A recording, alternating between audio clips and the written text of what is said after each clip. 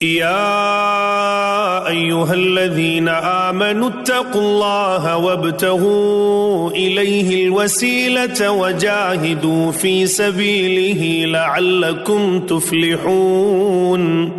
مسلمانوں، اللہ تعالیٰ سے ڈرتے رہو اور اس کا قرب تلاش کرو اور اس کی راہ میں جہاد کرو تاکہ تمہارا بھلا ہو۔ ان الذين كفروا لو ان لهم ما في الارض جميعا ومثله معه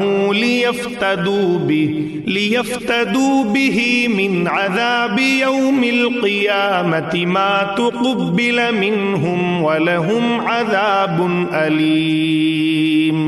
یقین مانو کہ کافروں کے لیے اگر وہ سب کچھ ہو جو ساری زمین میں ہے بلکہ اسی کے مثل اور بھی ہو، اور وہ اس سب کو قیامت کے دن کے عذاب کے بدلے فدیے میں دینا چاہیں تو بھی ناممکن ہے کہ ان کا فدیہ قبول کر لیا جائے، ان کے لیے تو دردناک عذاب ہی ہے۔ يريدون أن يخرجوا من النار وما هم بخارجين منها ولهم عذاب مقيم۔ یہ چاہیں گے کہ دوزخ میں سے نکل جائیں لیکن یہ ہرگز اس میں سے نہ نکل سکیں گے، ان کے لیے تو دوامی عذاب ہیں۔ والسارق والسارقة فاقطعوا أيديهما جزاء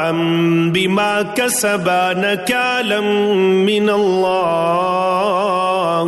والله عزيز حكيم۔ چوری کرنے والے مرد اور عورت کے ہاتھ کاٹ دیا کرو، یہ بدلہ ہے اس کا جو انہوں نے کیا، عذاب اللہ کی طرف سے، اور اللہ تعالیٰ قوت و حکمت والا ہے۔ فمن تاب من بعد ظلمه وأصلح فإن الله يتوب عليه إن الله غفور رحيم۔ جو شخص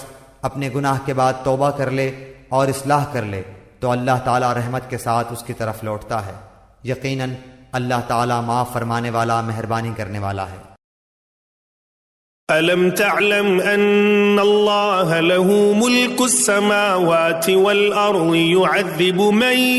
يشاء ويغفر لمن يشاء والله على كل شيء قدير۔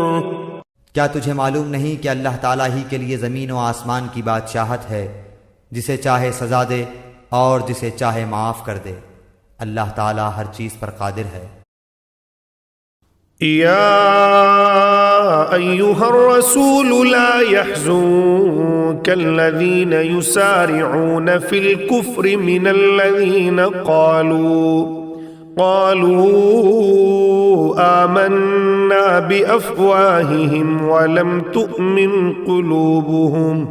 ومن الذين هادوا سماعون للكذب سماعون لقوم آخرين لم يأتوك يحرفون الكلم من بعد مواضعه يقولون إن أوتيتم هذا فخذوه وإن لم تؤتوه فاحذروه ومن يرد الله فتنته فلن تملك له من الله شيئا أولئك الذين لم يرد الله أن يطهر قلوبهم لهم في الدنيا خزي ولهم في الآخرة عذاب عظيم۔ اے رسول، آپ ان لوگوں کے پیچھے نہ کڑیے جو کفر میں سبقت کر رہے ہیں، خواہ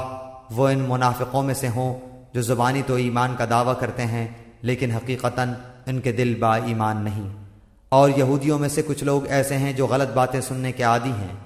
اور ان لوگوں کے جاسوس ہیں جو اب تک آپ کے پاس نہیں آئے، وہ کلمات کے اصلی موقع کو چھوڑ کر انہیں متغیر کر دیا کرتے ہیں، کہتے ہیں کہ اگر تم یہی حکم دیے جاؤ تو قبول کر لینا، اور اگر یہ حکم نہ دیے جاؤ تو الگ تھلگ رہنا،